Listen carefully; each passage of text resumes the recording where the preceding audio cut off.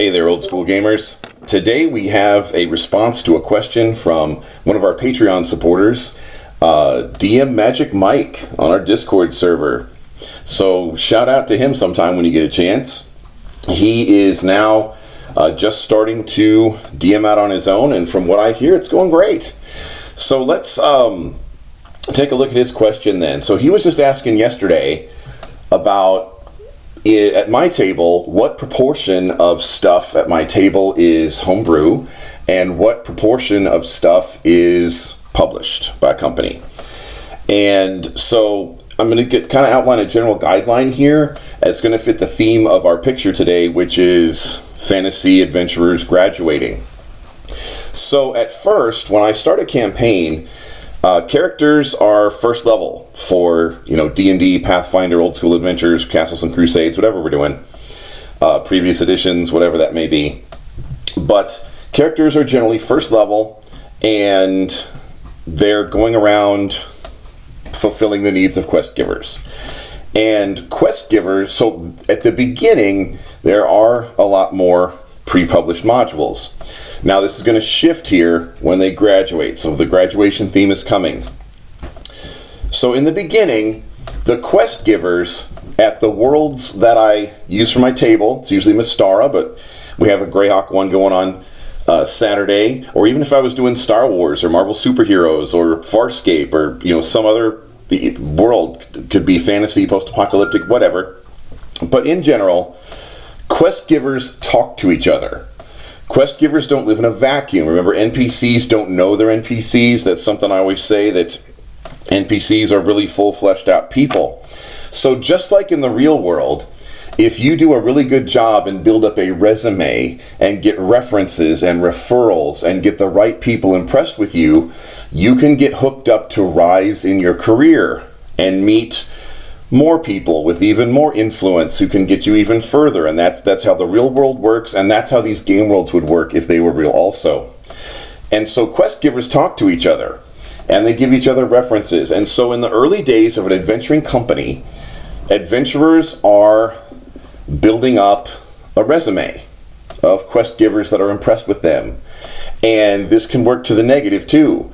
There's a party right now, they're kind of proud of it, so I don't mind I'm picking on them, but there's a party right now on Thursday nights, and they have disimpressed some quest givers, and so they've started to attract a different type of quest giver into their life to send them on different kinds of missions.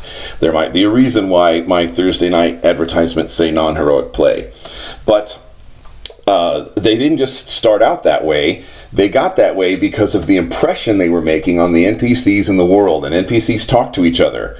So if your party goes to like an Adventurers Guild billboard or something, and if such things exist in your world, there are public jobs that are publicly available where anybody could volunteer to try to, fulfill that job. But then there are other jobs that that the NPCs, the mayors, the politicians, the nobles, the military generals, the people, they wouldn't just give those quests out to just anybody. They're not just going to publicly advertise. There's groups of adventure, there's networks, and the party can work their way into these networks. So that's what I kind of mean by graduating. Now, once the party graduates, they get to maybe mid-level, somewhere in there, and certainly when they get to high level, then they become their own quest givers. So when a party graduates, they become their own quest givers, and they set their own goals. One of the characters might decide that they want to craft some really special magic item that just never came up in any of the adventures. They never got it randomly, so they want to make sure they get one, and they're going to craft it themselves, gosh darn it. And so they go on quests for all the exotic components, go around the world to collect these things, the essence of a cloud that a cloud giant has a castle on, or the nectar of this one flower that only blooms, once every 10 years at the top of this one mountain, or whatever exotic, strange ingredients you could ever quest for.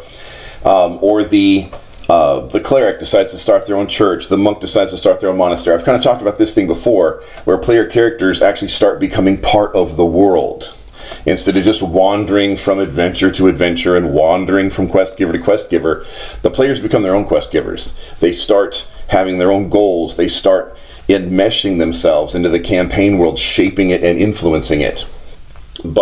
Or maybe a lot of times characters will have, backstories with some big thing that they have to take care of someday. Like there's some long lost prince or princess, like in Lion King, and they have to reclaim their kingdom someday. Or they want vengeance for something that happened. And at first level, they're not powerful enough to do this.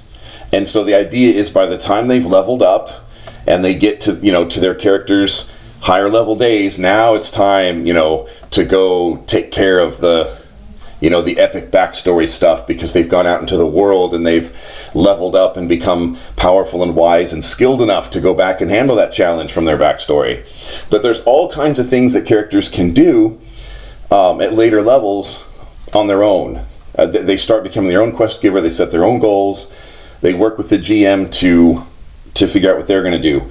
So I definitely do a mix of pre-published material as well as